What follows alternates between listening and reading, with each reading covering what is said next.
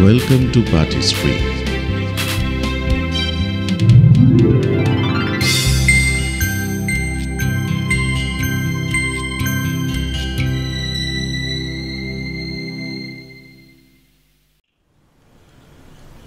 আজকে আমাদের আলোচ্য বিষয়ে মানবতাবাদী শিক্ষা।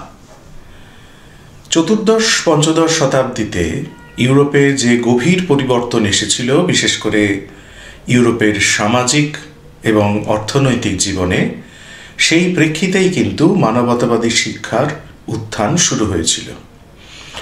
বিষয়টিকে আমরা বেশ কয়েকটি দিক থেকে দেখবার চেষ্টা করব এবং মানবতাবাদের যদি ভৌগোলিক বিচার আমরা করি এবং তাত্ত্বিক বিচার করি, তাহলে প্রধানত মানবতাবাদকে দুটো শাখায় বিভক্ত করা যেতে পারে। একটা হচ্ছে আল্পসের দক্ষিণে, যেটা প্রধানত উত্তর ইতালিতে ঘটছে, এবং এই মানবতাবাদের প্রধান উৎস হচ্ছে ইতালির নগর অঞ্চলগুলো, যে কারণে এটাকে সিভিক হিউম্যানিজমও বলা হয়ে থাকে। এবং আরেক দিকে থাকবে উত্তরের মানবতাবাদ, যেটাকে ইংরাজিতে আমরা বলি নর্দার্ন হিউম্যানিজম, যার প্রাণ পুরুষ ছিলেন ইরাসমাস। আজকে আমরা যে বিষয়টা আলোচনা করব মানবতাবাদী শিক্ষা, যেটা প্রধানত একটা নতুন শিক্ষা ব্যবস্থাকে কেন্দ্র করে তৈরি হচ্ছে উত্তর ইতালিতে। অর্থাৎ এই আলোচনাটার প্রধান কেন্দ্রে থাকবে সিভিক হিউম্যানিজম বা নগর আশ্রয়ী মানবতাবাদ বা পৌর মানবতাবাদ। কিন্তু এই পৌর মানবতাবাদেরও বেশ কয়েকটি দিক রয়েছে বা কতগুলো তর্কের জায়গা রয়েছে, কারণ সেখানে একটা প্রধান তর্কের জায়গা হচ্ছে যে এই মানবতাবাদ ধর্মকে কতটা অস্বীকার করেছিল বা ধর্মের থেকে এই মানবতাবাদ কতটা পৃথক ছিল। এই সব বিষয়গুলোই আমাদের আলোচনায় ধীরে ধীরে আসবে। সুতরাং আমরা শুরু করি আজকের আলোচনা প্রধানত মানবতাবাদী শিক্ষা, সিভিক হিউম্যানিজম বা পৌর মানবতাবাদ বা নগরাশ্রয়ী মানবতাবাদের শিক্ষা ব্যবস্থা। মানবতাবাদী শিক্ষার আলোচনার জন্য, যেটা আমি কিছুক্ষণ আগেই বললাম, যে আমাদের ত্রয়োদশ-চতুর্দশ শতাব্দীর ইউরোপীয় প্রেক্ষাপটে ফিরে যেতে হবে। চতুর্দশ-পঞ্চদশ শতাব্দীতে বা তারও কিছুটা আগে থেকেই ইউরোপের সামাজিক এবং সাংস্কৃতিক জীবনে ব্যাপক পরিবর্তন এসেছিল, যেটার কথা আমি ইন্ট্রোডাকশনেই বললাম। এখানে প্রধানত মানব জীবন এবং মানব সত্তা সম্পর্কে ধারণার ক্ষেত্রে এক বিশেষ পরিবর্তন শুরু হয়েছিল। কি ধরনের পরিবর্তন, সে প্রসঙ্গে আমরা আসব। এই বিষয়টি আলোচনা করতে গিয়ে 1860 খ্রিস্টাব্দে সুইজারল্যান্ডের বিখ্যাত ঐতিহাসিক জ্যাকব বুরখার্ড এ ব্যাপারে গুরুত্বপূর্ণ আলোকপাত করেছিলেন। তিনি একটি বিখ্যাত বই লিখেছিলেন, যে বইটির নাম হচ্ছে the civilisation of the renaissance in Italy. তিনি যখন এই সময়কার পরিবর্তনগুলোকে আলোচনা করছিলেন, তখন কিছুটা চিরাচরিত দৃষ্টিভঙ্গি থেকে ইউরোপের ইতিহাসকে দেখবার চেষ্টা করেছিলেন। কি ছিল সেটা? বুরখার্ডের মূল বক্তব্য ছিল, রোম সাম্রাজ্যের পতনের পর ইউরোপ এক অন্ধকারাচ্ছন্ন যুগে প্রবেশ করেছিল। অর্থাৎ মধ্যযুগটা ছিল একটা অন্ধকারাচ্ছন্ন যুগ, এবং সামন্ততন্ত্রের আবির্ভাব, নগরের অবক্ষয়, এই সমস্ত কিছুর ফলে ধ্রুপদী সভ্যতার সংকট আরও ঘনীভূত হয়েছিল। অর্থাৎ পুরোটাই একটা ক্রাইসিস। এবং এই পটভূমিতেই ইউরোপের শহরগুলিতে ধীরে ধীরে আবার বাণিজ্যের পুনরুত্থান যখন ঘটতে শুরু করে, এবং তার পাশাপাশি যখন নগর জীবনের প্রসার শুরু হয়, তখনই একটা নবচেতনার সূত্রপাত ঘটেছিল এবং জন্ম নিয়েছিল এক নতুন দৃষ্টিভঙ্গি। সুতরাং বুরখার্ডের আলোচনায় এই বিষয়টা ছিল একটা অন্ধকারাচ্ছন্ন যুগের অবসান, এবং সেই অবসানের কালে বাণিজ্য ও নগর জীবনের প্রসার, এটাই ছিল এই নতুন মূল্যবোধ, নতুন দৃষ্টিভঙ্গির প্রধান কারণ। এর পাশাপাশি বাণিজ্যের মধ্যে একটা সম্পন্ন সুখী জীবনের আকর্ষণ ছিল, এই আকর্ষণই কিন্তু এক নতুন জীবন বোধের জন্ম দিয়েছিল, যেখানে খ্রিস্টীয় ধারণার যে চিরাচরিত অবস্থা সেখান থেকে মানুষ সরে আসতে শুরু করেছিল। এই যে জীবনবোধ, এই জীবনবোধ সঞ্জীবিত হয়েছিল ধ্রুপদী সাহিত্য চর্চার ফলে, এবং এই যে ধ্রুপদী সাহিত্য চর্চা তা ধীরে ধীরে কালক্রমে একটি ব্যক্তি স্বাতন্ত্র্যবাদী দর্শনের রূপ নিয়েছিল। মোটামুটিভাবে এই ব্যাখ্যাটাই বুরখার্ড দেওয়ার চেষ্টা করেছিলেন 1860 খ্রিস্টাব্দে। বুরখার্ডকে অনুসরণ করে পরবর্তীকালে বা 19 শতকের ইতিহাস চর্চায় মনে করা হতো যে মধ্যযুগ আসলে একটি অন্ধকারাচ্ছন্ন যুগ, এবং এই যে নবজাগরণের কাল, সেই সময়ই একটা গুরুত্বপূর্ণ পরিবর্তন ইউরোপের ইতিহাসে আসতে শুরু করেছিল।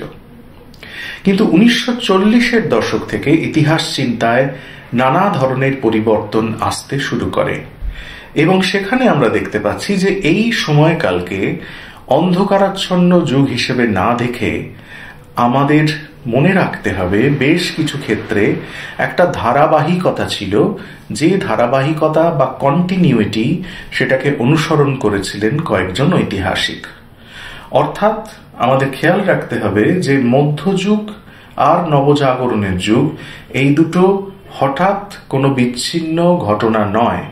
অর্থাৎ এরকম কোনো ব্যাপার নেই যে ওয়ান ফাইন মর্নিং অন্ধকার কেটে যাচ্ছে, আলো চলে আসছে।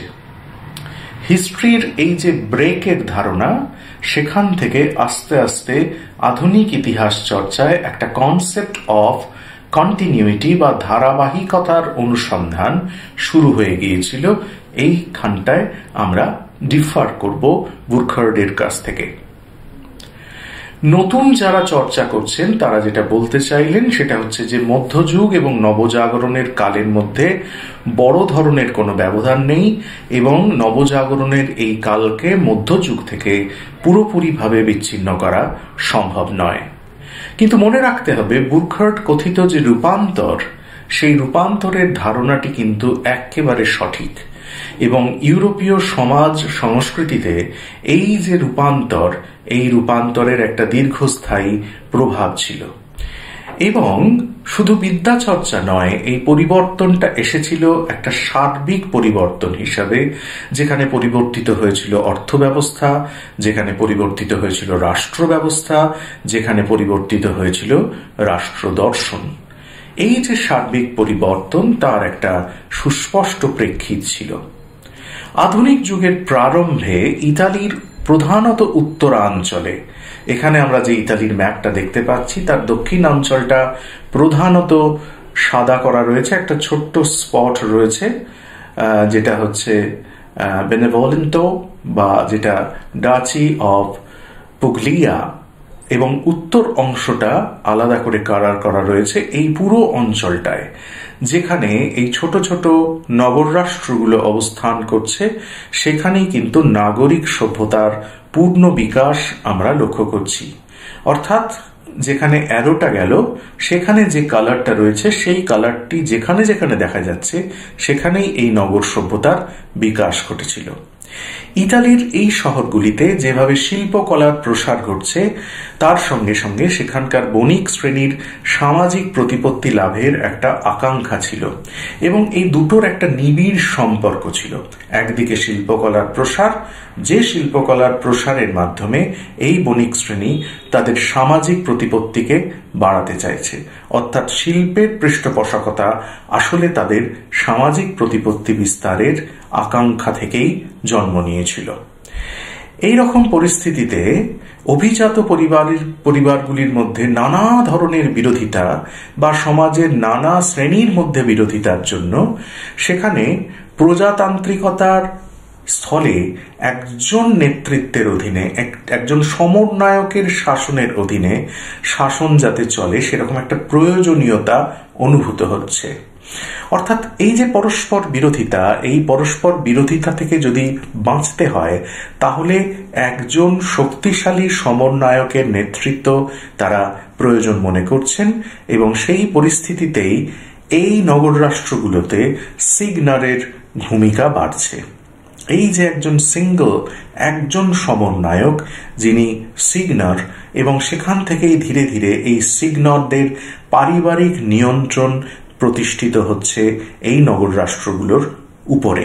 অর্থাৎ এক একটা নগর রাষ্ট্র যেন এক একটি সিগনর পরিবারের নিয়ন্ত্রণে চলে আসছে। এইভাবে সমগ্র ইতালিতে আমরা দেখতে পাচ্ছি একটা নতুন ধরনের রাষ্ট্রভাবনার প্রসার ঘটছে, যার সর্বোৎকৃষ্ট উদাহরণ হচ্ছে ফ্লোরেন্সের মেডিচি পরিবার।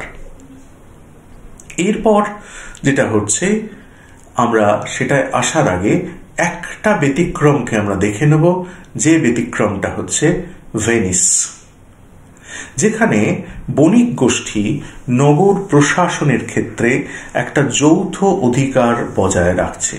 সুতরাং সব জায়গাতেই পরিবর্তন আসছে।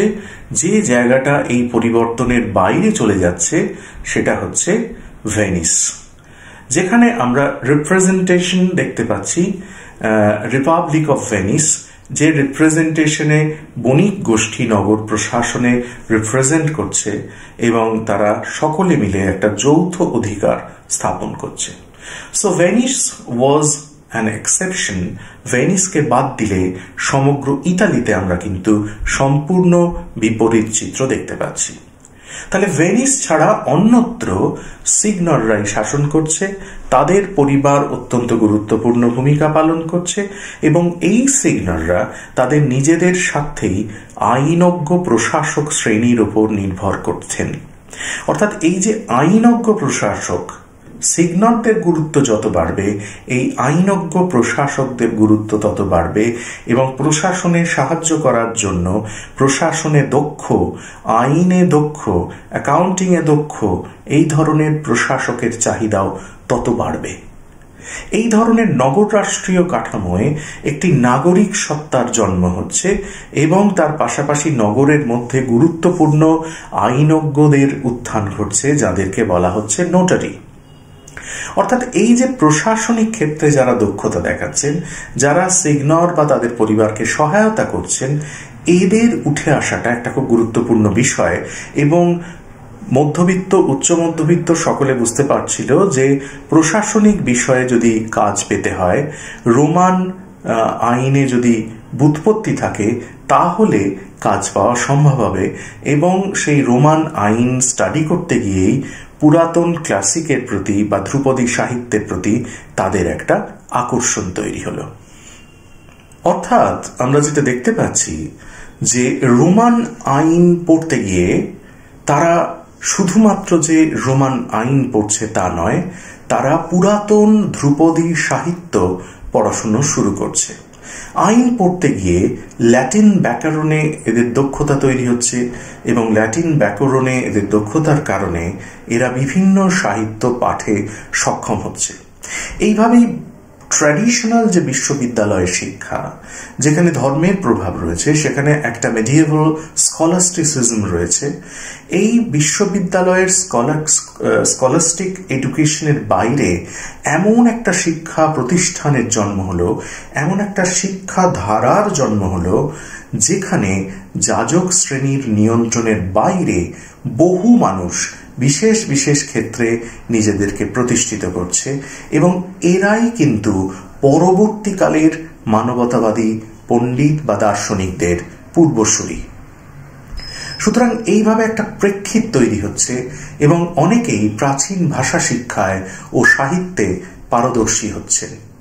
যেমন পাদুয়ার বিচারক লোভাটো লোভাটি বা আইনজ্ঞ অলকার্টিনি মুসাতো, এরা প্রত্যেকেই এরকম ধরনের যারা মানুষ, যেমন লোভাটো লোভাটি বিচারক ছিলেন, কিন্তু তিনি মধ্যযুগীয় সাহিত্যের পূর্বে যে সমস্ত ক্লাসিক লিটারেচার ছিল সেগুলোকে অনুবাদ করছেন। বা আইনজ্ঞ অলকার্টিনি মুসাতো, যিনি কিন্তু ব্যাকরণ শাস্ত্রে পাণ্ডিত্য অর্জন করছেন। কালক্রমে এই যে বিদ্যাচর্চার সূত্রপাত হচ্ছে, সেইখান থেকেই মানবতাবাদী শিক্ষার জন্ম এবং এটাকেই বলা হচ্ছে স্টাডিয়া হিউম্যানিটাটিস বা মানবতাবাদী শিক্ষা, স্টাডিয়া হিউম্যানিটাটিস। মানবতাবাদী শিক্ষকরা ছাত্রদের ল্যাটিন ব্যাকরণ, ধ্রুপদী সাহিত্য, দর্শন, নীতিশাস্ত্র এবং ইতিহাস পড়াচ্ছেন এবং সঙ্গে থাকছে রেটরিক বা বাকশাস্ত্র। এই বিষয়গুলোর যে শিক্ষা, সেইখানে বিশ্ববিদ্যালয়ের শিক্ষার বাইরে প্রয়োজনের খাতিরে জন্ম নিচ্ছে এক নতুন শিক্ষা। যে প্রয়োজনের খাতিরে জন্ম নেওয়া নতুন শিক্ষা মানবতাবাদী দার্শনিক চেতনার উৎস হিসেবে কাজ করছে। প্রয়োজনটা কোথায়?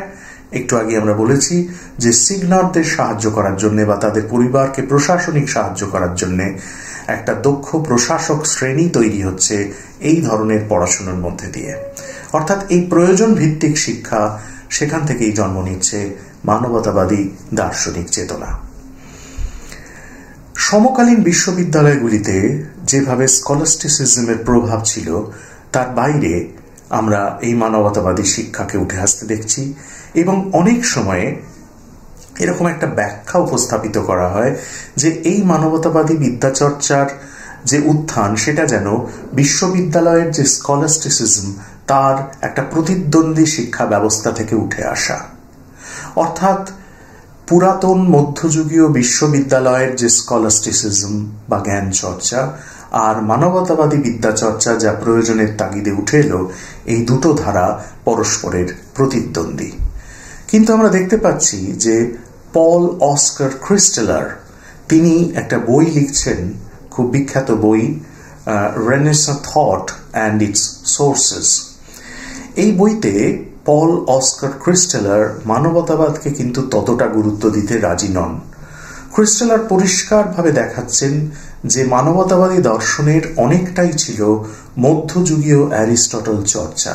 So it was not a sudden break, it was a continuity. এটা একটা ধারাবাহিকতা, যে ধারাবাহিকতায় মধ্যযুগীয় অ্যারিস্টটল চর্চায় আরো প্রসারিত হয়ে মানবতাবাদী দর্শনের জন্ম হয়েছিল। সুতরাং এখানে নতুনত্ব কিছু নেই বলে পল অস্কার ক্রিস্টেলার মনে করছেন। এরপর আমরা যেটা দেখতে পাচ্ছি যে তিনি বলছেন যে মানবতাবাদী পণ্ডিতগণ নতুন কোনো দর্শনের উদ্ভব করেননি, বিদ্যাচর্চার ক্ষেত্রটিকে তারা আরো প্রসারিত করেছিলেন, বা আমরা এরকম বলতে পারি তার প্রায়োগিক দিকটা সম্পর্কে আরো সচেতন হয়েছিলেন। So it was an application of medieval educational system.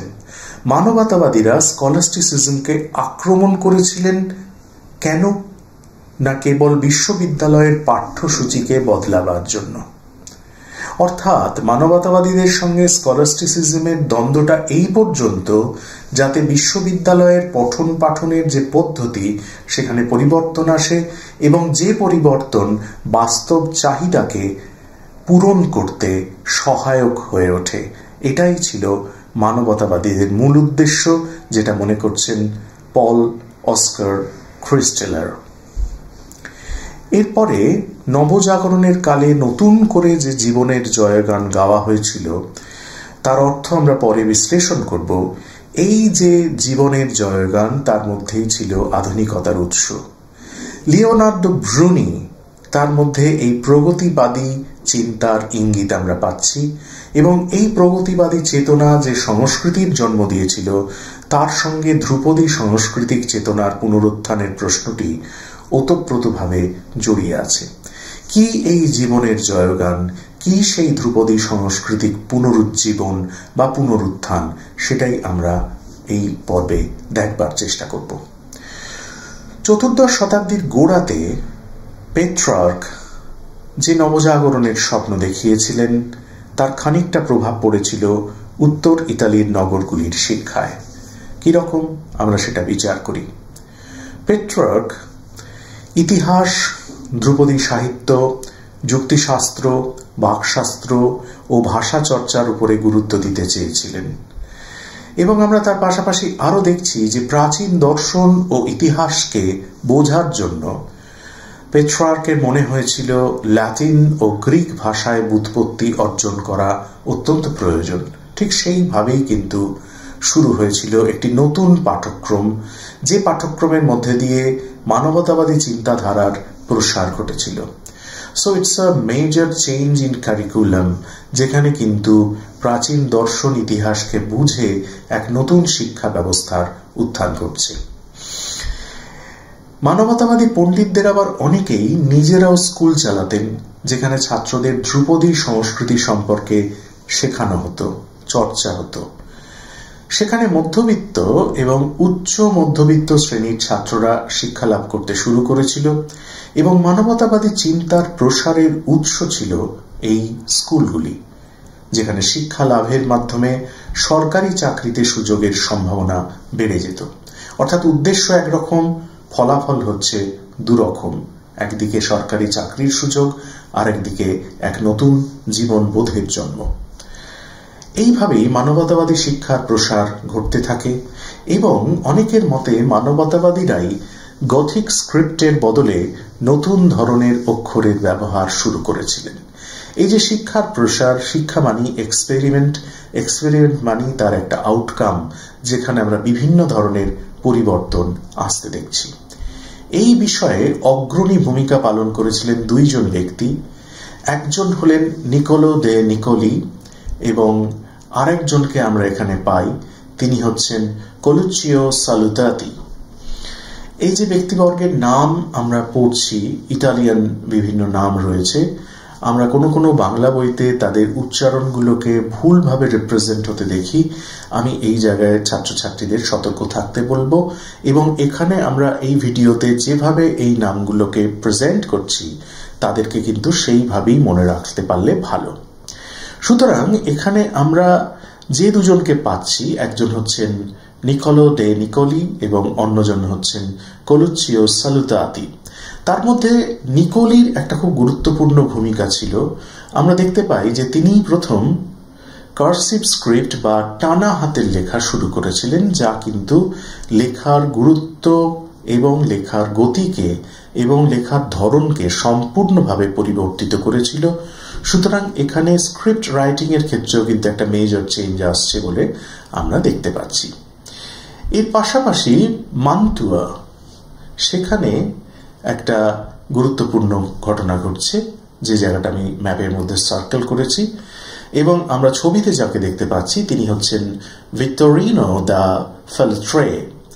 এই যে ভিত্তোরিনো দা ফেলট্রে, তিনি এক নিজস্ব শিক্ষা পদ্ধতি গড়ে তুলতে সচেষ্ট হয়েছিলেন, যেটি প্রসার লাভ করেছিল মান্তুয়াতে। অর্থাৎ ওখানে যে পিঙ্ক কালারের অংশটি দেখা যাচ্ছে সার্কেলের মধ্যে, সেই পিঙ্ক কালারের অংশটি হচ্ছে মান্তুয়া। সেখানে এই নিজস্ব শিক্ষা পদ্ধতি তিনি অর্থাৎ ভিত্তোরিনো দা ফেলট্রে তিনি সম্প্রসারিত করেছিলেন। 1416 খ্রিস্টাব্দে আরেকজন ব্যক্তি, যিনি হচ্ছেন পগ্গিও ব্রাচিওলিনি, এই পগ্গিও ব্রাচিওলিনি শিক্ষার উপরে একটি পুঁথি আবিষ্কার করেছিলেন, যা ভাষা, ধর্ম, দর্শন সম্পর্কে এক নতুন বোধ জাগ্রত করেছিল। এই যে ব্যক্তির কথা আমি পড়ছি, যিনি সমসাময়িক অনেক শিক্ষাবিদের সঙ্গে তর্কে অবতীর্ণ হয়েছিলেন এবং তার জীবদ্দশাতেই অত্যন্ত গুরুত্বপূর্ণ কাজ করেছিলেন, তার যে দর্শন অনেক সময় তাকে ম্যাকিয়াভেলিরও পূর্বে ম্যাকিয়াভেলিয়ান যে থিওরি তার উদ্গাতা বলে মনে করা হয়, যে কারণে আমরা দেখতে পাচ্ছি যে এখানে পরবর্তীকালীন স্ক্রিপ্টের মধ্যে তাকে অঙ্কিত করা হচ্ছে। এটা সেই সময়কার একটা গ্রন্থের অলঙ্করণ, যেটা প্রায় পাণ্ডুলিপির মতো এবং প্রসারিত হচ্ছে সমগ্র ইউরোপ জুড়ে। এবং তার সঙ্গে সঙ্গে তিনি হিস্টোরিয়া ফ্লোরেন্টিনা রচনা করছেন, অর্থাৎ ফ্লোরেন্সের ইতিহাস, যা কিন্তু ম্যাকিয়াভেলিরও আগে এবং যেটা পরবর্তীকালে প্রচারিত হচ্ছে। এর পরে পরে এই লোরেঞ্জো ভাল্লা, যিনি পূর্ববর্তী যার কথা বলছিলাম তার একজন প্রতিদ্বন্দ্বী, তিনি ইতিহাস শিক্ষার উপরে গুরুত্ব দিয়ে রাজসভা ও বিশ্ববিদ্যালয়ে ভাষণ দেওয়া শুরু করছেন। ল্যাটিন ভাষায় তিনি থুকিডিডিসের গ্রন্থের অনুবাদ করছেন, যা সেই সময় প্রকাশিত হচ্ছে এবং এখানেও আমরা যে ইমেজটা দেখতে পাচ্ছি সেটি তার থুকিডিডিসের গ্রন্থের অনুবাদের একটা ছবি। সেখানেও আমরা কিন্তু যে পাতাগুলো, বইয়ের যে পেজগুলো, সেগুলোর অলঙ্করণ দেখতে পাচ্ছি। মুদ্রণ বিপ্লব, যেটা মোটামুটি ভাবে 15 শতাব্দীর মাঝামাঝি সময়ে 50-এর দশকে অত্যন্ত গুরুত্বপূর্ণ পরিবর্তন, সেই মুদ্রণ বিপ্লবও কিন্তু মানবতাবাদী ভাবনাকে দ্রুত ছড়িয়ে দিতে সাহায্য করেছিল। কেন? তার কারণ হচ্ছে 14 শতাব্দীতে, অর্থাৎ যখন মুদ্রণ বিপ্লব হয়নি, তখন ছোট ছোট কারখানাতে পার্চমেন্টের উপরে যারা পুঁথি নকল করতেন তারা এই আন্দোলনের সঙ্গে পরিচিত ছিলেন। কি ধরনের আন্দোলন? না, যেখানে আমরা দেখতে পাই যে একের পর এক পুঁথি নকল করার পর তারা সেটির প্রচারে সহায়তা করছেন, এবং এই ধরনের যে একটা প্রসার, চিন্তা ভাবনার প্রসার, তাকে অনেকেই ইন্ডাস্ট্রিয়াল হিউম্যানিজম বলে বর্ণনা করেছেন। কিন্তু হাতে লেখা এই পুঁথিগুলো যতই হোক কিছু লিমিটেশন ছিল এবং বেশি সংখ্যক মানুষের কাছে পৌঁছতে পারত না। অনেক সময় তাতে ভুলের সম্ভাবনা থাকত এবং পুঁথির সংখ্যা খুব কম, যে কারণে সম্ভব ছিল না কেবলমাত্র বিশ্ববিদ্যালয়ের কতিপয় অধ্যাপকের হাতে এইগুলি বন্দী হয়ে পড়ত।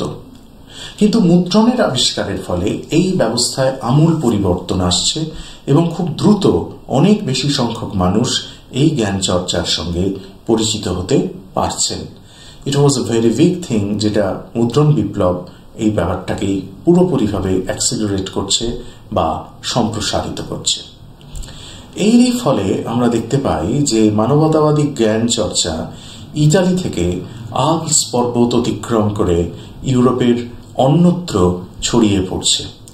So it was an expansion of knowledge or diffusion of knowledge, যেটা কিন্তু মুদ্রণ বিপ্লবের ফলেই সম্ভব হচ্ছে। যেভাবে আমরা দেখতে পাচ্ছি নর্দার্ন ইটালি থেকে আল্পস অতিক্রম করে ইউরোপের মূল ভূখণ্ডে এই ধরনের জ্ঞান চর্চা ছড়িয়ে পড়ছে।